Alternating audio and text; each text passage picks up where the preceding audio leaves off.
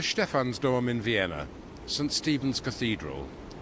It's the Catholic hub of a very Catholic country. So it's rather strange that for more than a century, its spire was crowned not by a gleaming cross, but a Muslim crescent. The mighty Ottoman host assembled by Suleiman the Magnificent in 1529 never reached this grand Habsburg square, but it was a close call. A century and a half later, the Ottomans staged a return match, and it was only with the aid of Polish troops that Vienna fought Istanbul to a draw. The crescent was removed from the spire and safely stored in one of the city's museums. But here in the Austrian capital, you don't have to walk very far to detect traces of what the Ottomans once described as Turkey in Europe.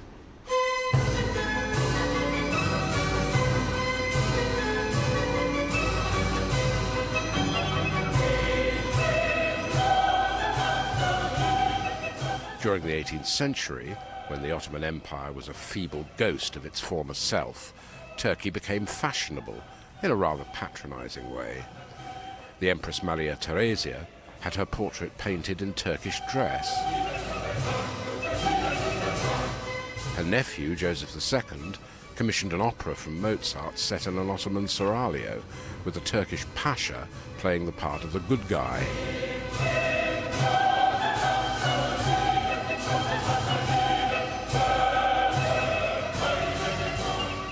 Mozart just about sums up our attitude to Turkey in Europe. At one and the same time, it's distant and seductive, immediate and vaguely threatening. The Turks were finally defeated in 1683, more than 3 centuries ago, but they still haunt Vienna in more ways than one. They're present in the city's food and drink, its architecture and its design. But there's another Turkey in Europe, a Turkey of grudgingly tolerated migrant workers who come from a very different nation from the Empire of Suleiman. This programme is about the ambivalent relationship between near neighbours, something that puzzles Austrians and Turks alike. The retiring Turkish ambassador is Selim Yenil. One thing that really struck me was a lack of knowledge between the two sides. Although we've been living together, either in this country or as neighbours throughout the millennia, we don't have a correct understanding of each other, and that's quite a pity. 1683 traumatized the population here, and you can see it all around the city. There's a lot of reminders of the Ottomans and the Turks. While as we in 1923 and onwards changed our perception towards the West to become a westernized country ourselves, and we thought that this was accepted by most of the Western countries. Up until the Cold War, we thought that this was the case, and only when the Cold War ended did we find out that it was only us that changed and that Europe and Europeans did not change so much. Cengiz Günay is a political scientist working in Austria. His special interest is cultural and social transformation. Today, people mainly remember, or school books teach mainly about the conflicts. Actually, the Ottoman Empire opened itself in the beginning with the 17th, 18th century and was open to influence from Europe, more in cultural terms and also in political terms. Entschuldigung. Ja, Guten Gott, Tag. bitteschön. Ein große schwarze bitte Ja. und ein Mineralwasser. Turkey is with us here from dawn to dusk. Here, in Julius Meinl's coffee house, I'm drinking a concoction which was first brewed after a Ukrainian officer was given some bags of beans left behind by retreating Ottoman armies. Even the croissants they're eating over there have dubious Turkish connections. There's a legend that they too are a double-edged tribute to the might of the Muslim crescent.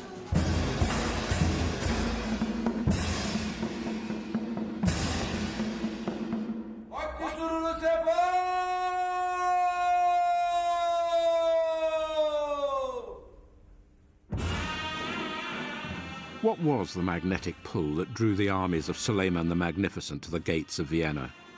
They'd conquered North Africa and Arabia, and their reach extended as far as Central Asia.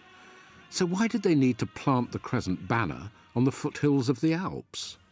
Perhaps it was because Suleiman's grandfather hadn't quite closed the deal 80 years before. Professor Andrew Wheatcroft has made a lifetime study of the aspirations of the Ottoman Turks. A young man in his 20s And what he wanted to do was to make a mark on the world. And he also wanted, it seems to me, to right the wrong that he felt had been done to the Ottomans over the centuries. There's a tremendous sense of a dynastic inheritance as far as the Ottomans are concerned. And it was an easy push. Much better organised army, moved into Hungary, useless Hungarian army, founded on outdated Western models. The Ottomans defeated them at the Battle of Mohacs, sat behind a whole row of wooden poles with their artillery and blasted them to pieces, basically. But as it turned out, Vienna in the 16th century was no pushover. The Habsburgs were much better equipped than their Hungarian cousins, and the Sultan's army was repulsed. It took another century and a half before the Ottomans were in a position to have a second crack at penetrating Western Europe. Why did they go to Vienna in the first place? For fantastical reasons.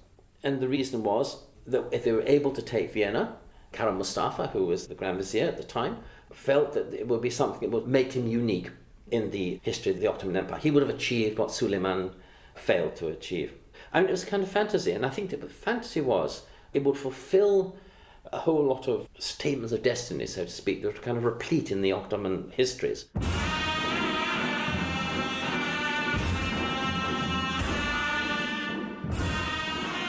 Tradition places the Ottoman retreat in Kahlenberg, on the Vienna hills to the northwest of the city.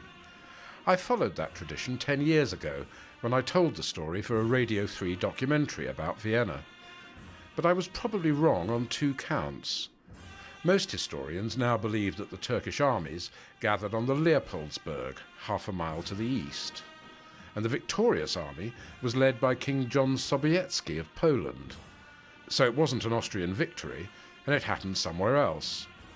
Nevertheless, the notion that Austria saved Christendom from Muslim dominance still persists. The fantasy, and I think it is a fantasy, that the Turks were going to kind of end up on sort of the English Channel, was very unlikely. But the interesting thing is that people believed that this could happen. The event was so shocking that they could surround the city. I think that that dug very deep into the kind of Western psyche. Still, the Austrian Habsburgs wanted to make sure that no one forgot their successes in coming to the defence of Christian Europe. When the Emperor Franz Joseph ordered the largest arsenal in the Western world to be built here on the outskirts of the city, he also commissioned an imperial war museum and stuffed it with Ottoman plunder from the previous 2 centuries.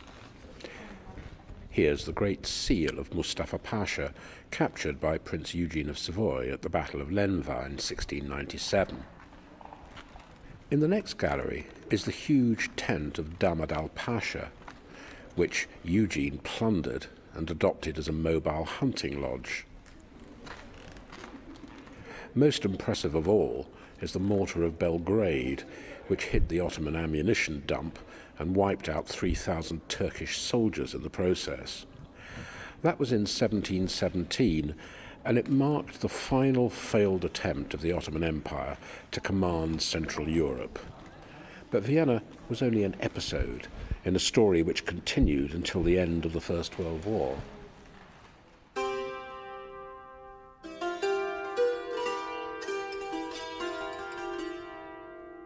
Despite the slow decline of Ottoman Turkey, those eastern ghosts have continued to haunt the Austrians.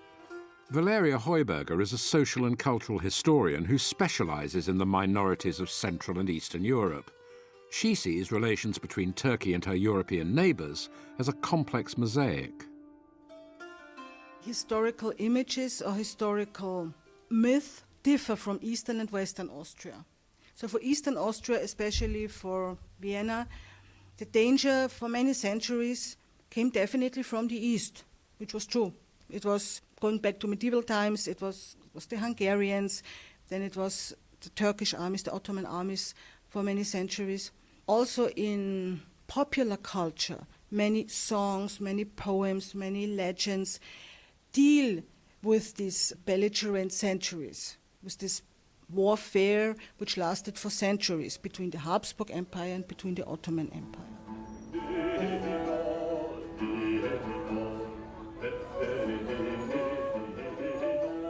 Austria today has the second largest Turkish population in Europe. In Vienna, at the end of Ramadan, tents are erected on the edge of the Ringstrasse, and tourists are offered oriental sweets and pastries, accompanied by the tinkle of a Turkish lute. On the surface, the city authorities are generous hosts to their Turkish minorities, but superficial impressions can sometimes be misleading.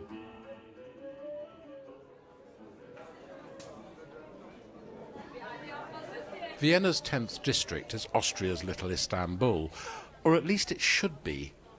But most of the Ottoman residue in the city is restricted to a few fragments scattered around the Habsburg monuments of the inner town.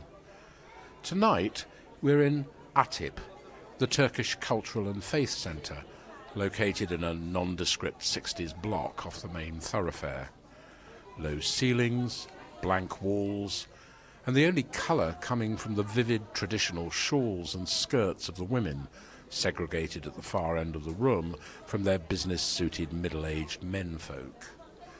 Here in the Turkische Bezirk, the only Ottoman echoes are in the background chatter and the baklava and the salads on the table.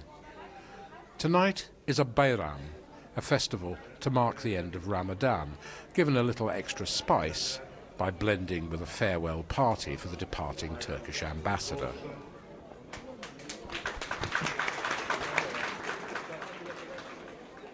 For Vienna's Turkish guest workers, it's a celebration tinged with anxiety, as the ambassador knows only too well.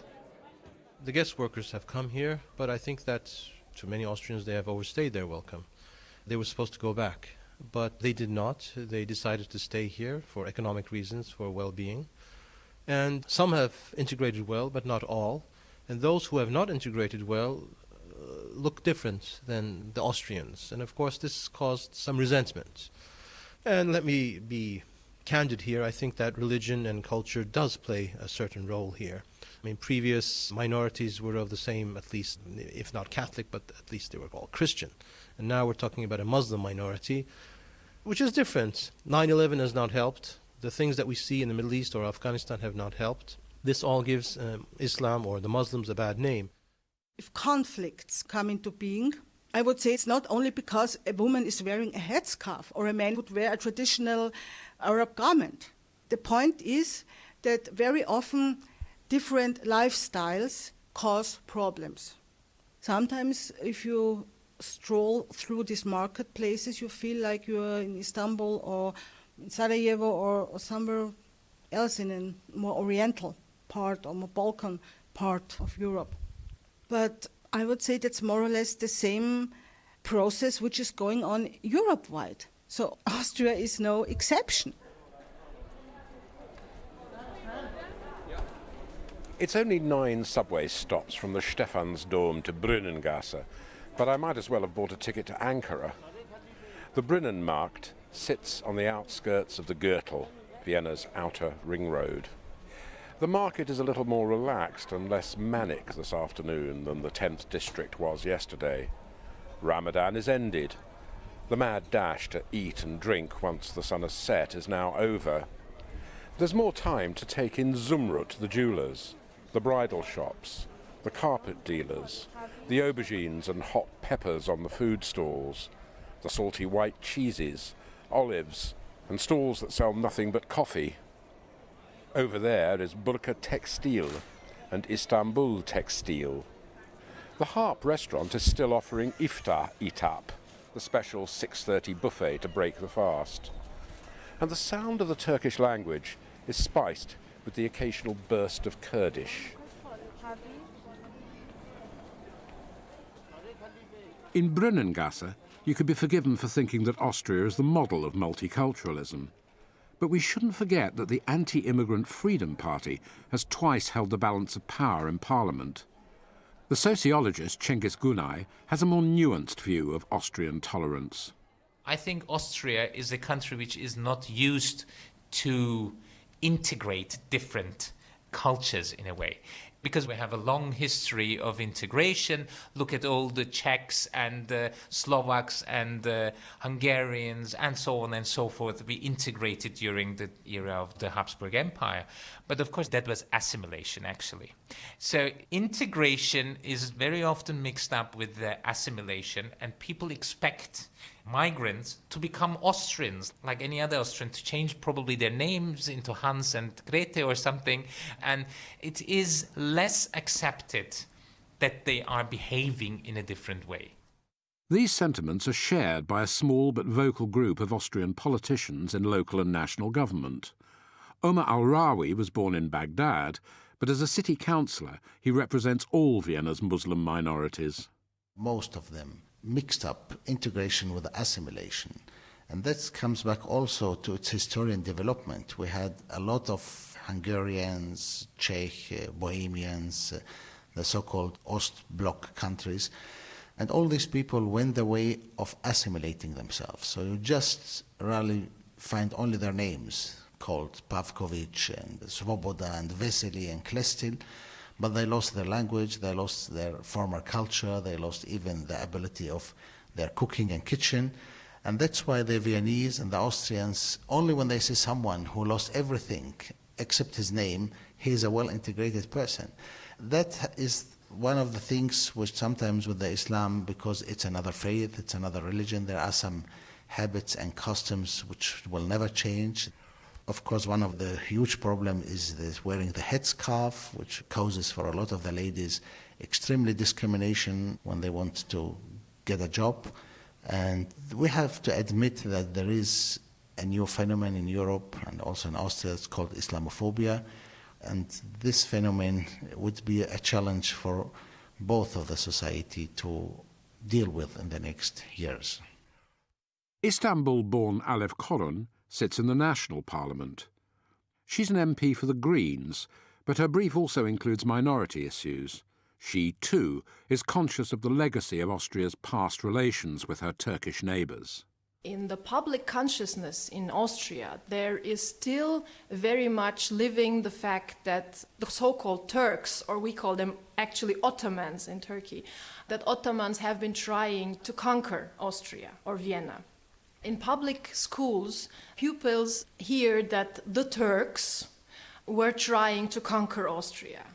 And this has, of course, quite heavy consequences on pupils with a Turkish background living in Austria, to hear that you, in quote marks, tried to conquer our country, which is not good, I think, because many of these pupils are Austrian citizens. They were born in Austria, they grow up in Austria, and they will be the managers and the teachers and the politicians of our country from tomorrow. Allahu Akbar, Allahu Akbar. Ashhadu an la. In the 10th district, the sound of evening prayers and the ubiquitous headscarves and hijabs are constant reminders of the otherness of Vienna's Muslim minorities. But otherness in Vienna is not a new phenomenon. Ashhadu anna Muhammadan Rasulullah.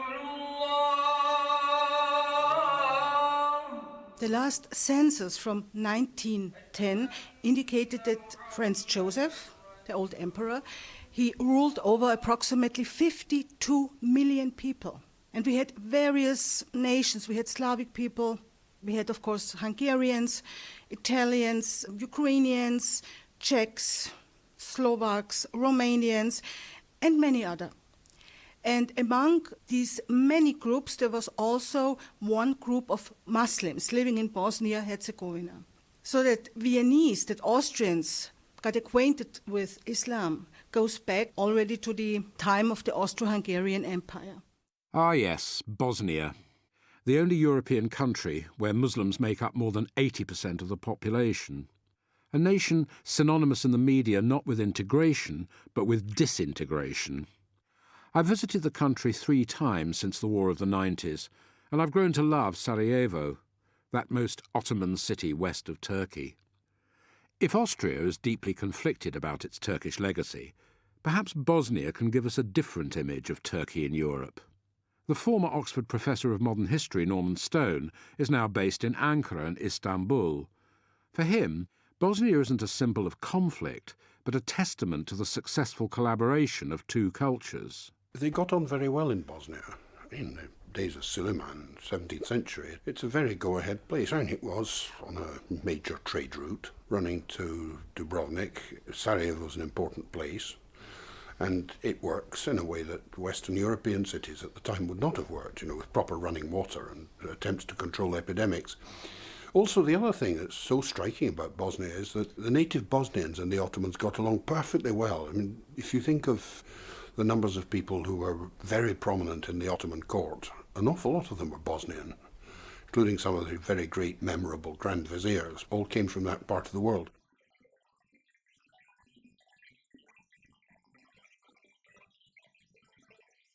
So how did this epitome of tolerance come to symbolize racial disharmony? Let's hear what some native Bosnians have to say. We'll begin with the leader of Bosnia's Muslims, the Grand Mufti Imam Ćerić.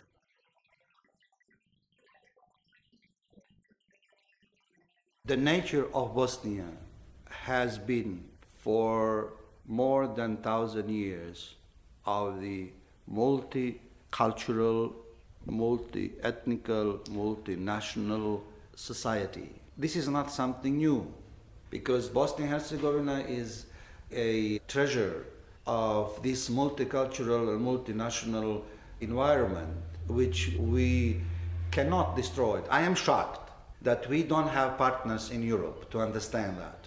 I am shocked that Europe is not helping us to keep this multicultural and multinational state. How about a politician? Eyüp Ganić was president of Bosnia-Herzegovina in the late 1990s. We are an original country which has a diversity of everything. And those countries which are multidimensional in that respect are not common in Europe to some extent.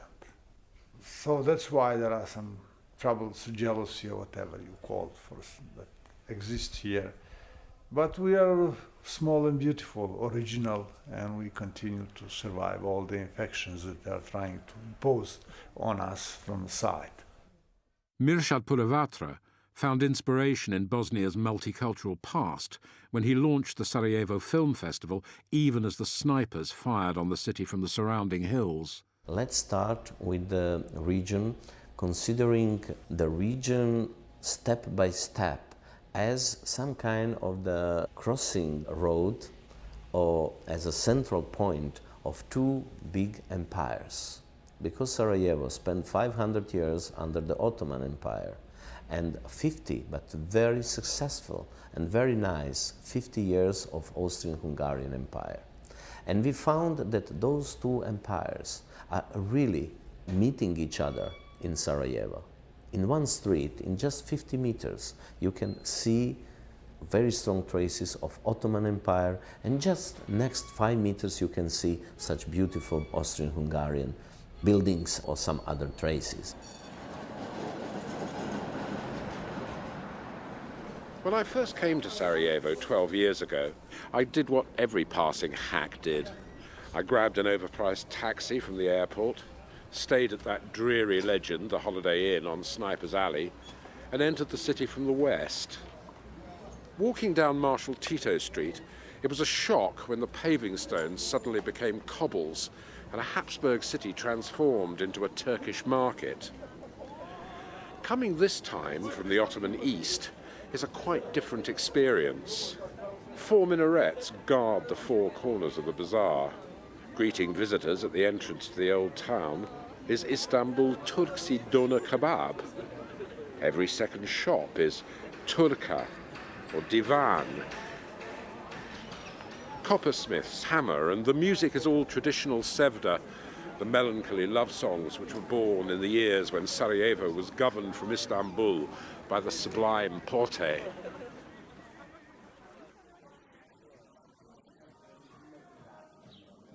The whole district is called Bazarsha, the bazaar district, and that's what it does, buying and selling.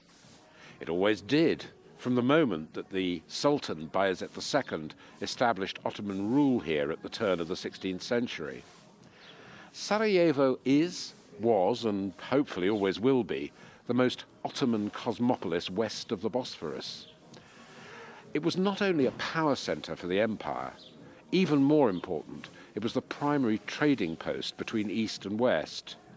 You'd find goods from Persia, the Levant, and even as far distant as Central Asia.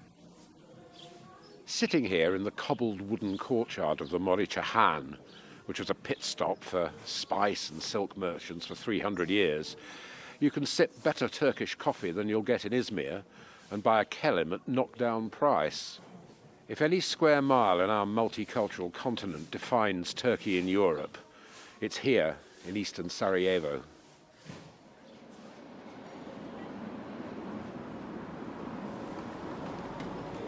This is the Bosniak Center, a gleaming modern construction just down the road from the market at the junction of Christian and Muslim Sarajevo. It conceals two surprises. The first is that in 1998 it was an impossible dream. Impossible because Bosniaks were either cowering in their houses or swelling the Bosnian diaspora in Western Europe and the USA. Second surprise, behind the shiny glass foyer, behind the dazzling marble, is a 500-year-old Turkish bath. It was transformed courtesy of a member of that very Bosnian diaspora, a banker. He fled not the Serbs, but Marshal Tito and the communists. This centre only became possible 6 years ago, after the Dayton Accords. We are entering now the hammam proper. We are in a small room that was used most probably for massage or deep cleansing or shaving. The dresses and what we have around here as a display, because obviously we use all this space for display of different things. These are urban dresses of Bosnia by the end of 19th century. These particular ones come from the family of the founder of our institute, Mr. Zulfikar Pasic, and they belonged to aristocratic and rich family, and these examples are really very well preserved. In Bosnia, if we speak of Bosnia, traditional dress was worn well after First World War. And even today, there are people who wear full traditional clothes today. Bosnia was an important province and different from the rest of the empire, but it was also quite remote. And I would explain that this might be the reason why we sort of held on to it. And especially after the fall of the Ottoman Empire, you had a feeling here of a way of nostalgia for Ottoman leaving Bosnia, because majority of population were Muslims, and they felt Ottomans not as invaders, most of them, but they felt attached and being part of one large empire. Once that empire ended, its constituent parts began to curdle. The bells from the cathedral at one end of the street started to clash with the prayers in the mosque 200 metres to the east.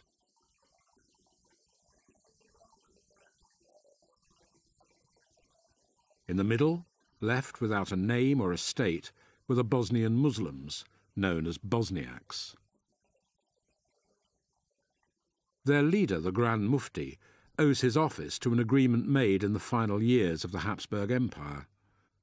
When the Austro-Hungarians took responsibility for Bosnia in the 1870s, they wanted to make sure that the Muslim community had an identity and a leader. A century later, the office of Grand Mufti is about all that's left from those 60 years of Austro-Ottoman tolerance. The Bosniaks at the moment, at the Balkan, are the most neglected nation and the most neglected people. And, which is the paradox, we are suffering because of this negligence. And if we try to belong to Turkey, they charge us why you want to revive the Ottoman Empire. If we want to be part of the European Union, they say you are not qualified because you are not wanted here because there are terrorists and criminals among you. So then our question is, we belong to whom? Who is our mother and father? Where is the center or anybody that will claim that these people belong to me? Bosnia contains two of Europe's most notorious bridges.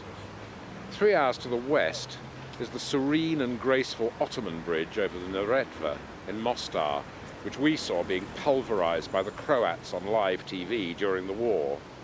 Here in Sarajevo, is the even more fateful Princip Most, where the heir to the Habsburg throne was clumsily assassinated in 1914 and was the first of millions of victims in the Great War which followed. But if you ignore the 20th century for a moment and look upwards, you can see why Sarajevo was the most significant crossroads for Turkey in Europe. The little river below us is dwarfed by an arc of precipitous hills. We can all remember the rockets and missiles fired from their crest by the Serb snipers 15 years ago. But 5 centuries ago, the geography here made this town a crucial link in the trading routes from the Christian north to the Muslim south, and from the Empire of the Ottomans to the Holy Roman one to the west. The Turks established many centres of government in their empire, but none was more prosperous than this little trading post sheltered in the crack across the South Slav lands. That's why you can hear Orthodox bells competing with Catholic chimes and the call to prayer. Across the river, there's an Ashkenazi synagogue, and 4 streets behind me, there's a Sephardic one. We might think that Sarajevo symbolises conflict, but it's actually one of the most multicultural, multi-confessional places on the continent. People here are quite tolerant, and you can imagine that during the recent war, Sarajevo was under siege for almost 4 years, and they were not able to destroy the bonds that exist among different ethnic communities. All the Orthodox churches survived that siege. All Catholic church survived that siege. Synagogue survived that siege. We somehow had the guards around to prevent intrusions to come to destroy them. Sarajevo was the best marriage between East and the West, and it kept the glory of both. That's what made Sarajevo to be unique, and it still is. That was Eyüp Ganic, post-war Bosnia's former president. A subjective take on Bosnian tolerance, as you might expect. But a more objective judge, the historian Andrew Wheatcroft, sees it as part of the national DNA. The curious thing about Bosnia is, of course, everyone's a Slav. There are very few non-Slavs, so to speak. So there are Islamized Slavs, there are Christian Slavs, but they share the same family connections. And that went on for so long. I mean, if you look, I was looking recently at some postcards and some photographs of Bosnia in the 1920s and 30s, and they look as though they're 200 or 300 years old. Nothing very much changes. That somehow there's a sediment which is settled on the hills and the valleys and so on that's impossible to shift.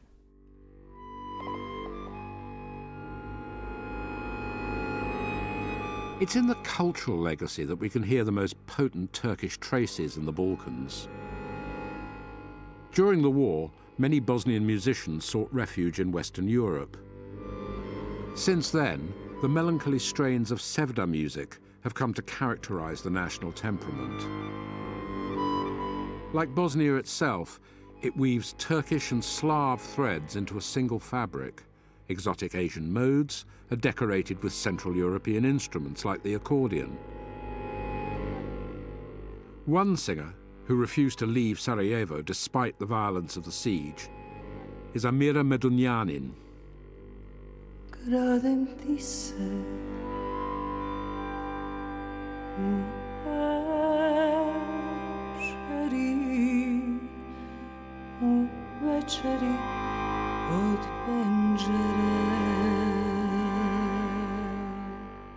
Our country has become, by force, a new country.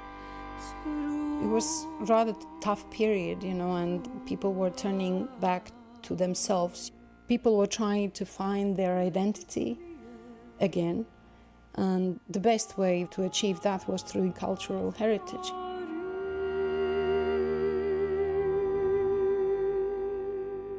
Traditional music for each of those ex-republics and now the countries is affected big time by the Ottoman influence. So all those stories that actually were transferred into these Sevda songs matched absolutely perfectly with the melodies brought from Turkey, for instance.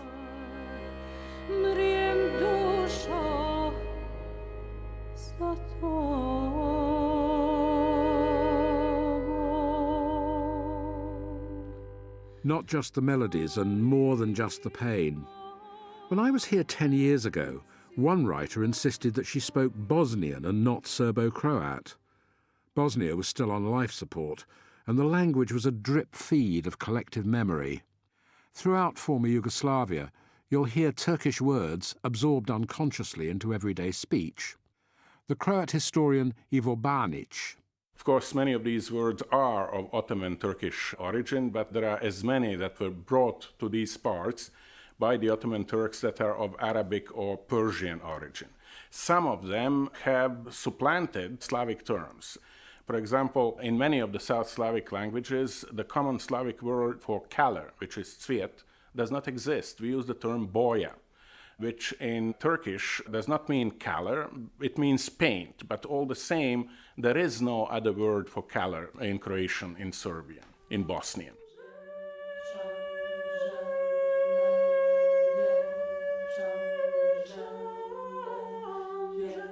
For ordinary Bosnians, when the war ended, it wasn't the Dayton settlement that brought the nation back to life.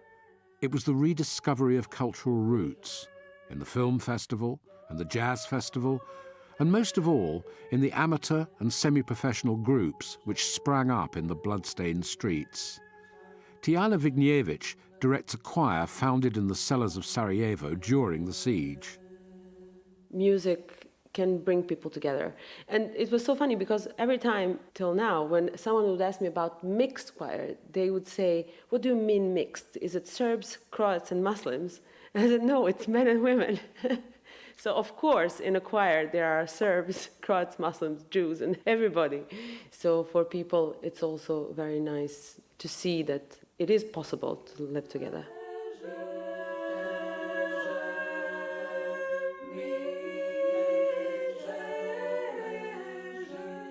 It's a paradox. Sarajevo is the most Ottoman city in Europe. It's also the city most torn apart by ethnic and cultural conflict. Yet until the First World War, it was a blueprint for how 4 religions and 3 ethnic groups could live fruitfully together. Could it be that 450 years of Ottoman Turkish influence left a legacy not of conquest, but of coexistence? On January 1st, 2010, Istanbul became the cultural capital of Europe. But at least half the nations in the European Union are still resistant to admitting Turkey into the fold. What are they frightened of? Headscarves? A high birth rate?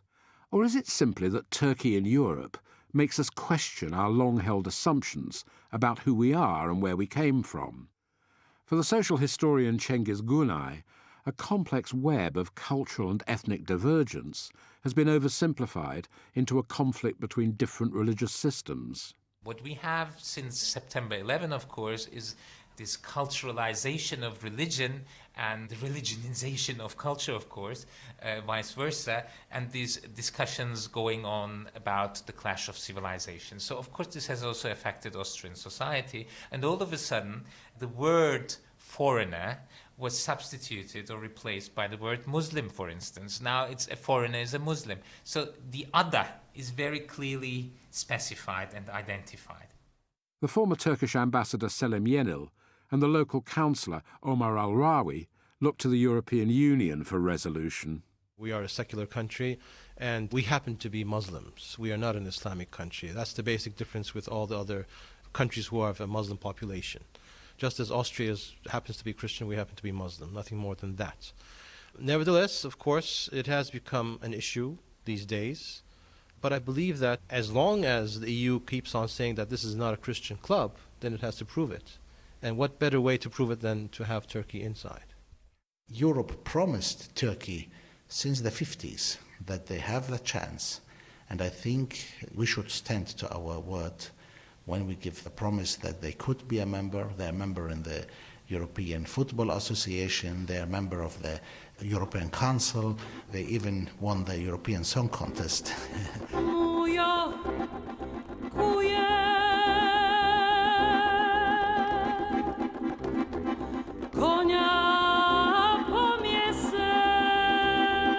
If the Eurovision Song Contest can open the doors of the EU, then perhaps Amira is a better ambassador for Turkey in Europe than an army of politicians.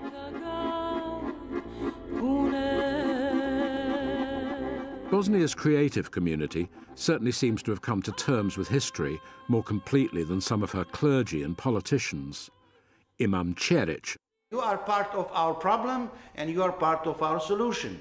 So get here and work with us together, and so that we get on our feet and we are part of the European society, whether you like it or not. So come here, let us work together, and let us see that we deserve respect and we deserve our place in the families of Europe. The deconstruction of Yugoslavia revealed how far we'd come from the 400 years of tolerance which the Ottoman occupation of the Balkans represented for so many people. Ironic, really, that just when Bosnia was being torn apart, Vienna was welcoming all the Hungarians, Czechs and Poles newly liberated on the other side of the Iron Curtain. Valeria Heuberger witnessed a new multiculturalism in her native country. Vienna has this very long record of being like a bridge or a crossroad between cultures, between peoples, and between religions. And I can tell from my personal experience that Vienna really became a colorful city in the real sense of the word.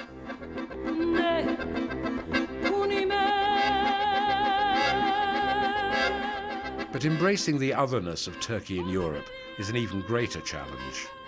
It would be reassuring if the values which inform Mirshad Punovatra's film festival in Sarajevo might make us forget our fear of our neighbours to the east and embrace everything they have to offer.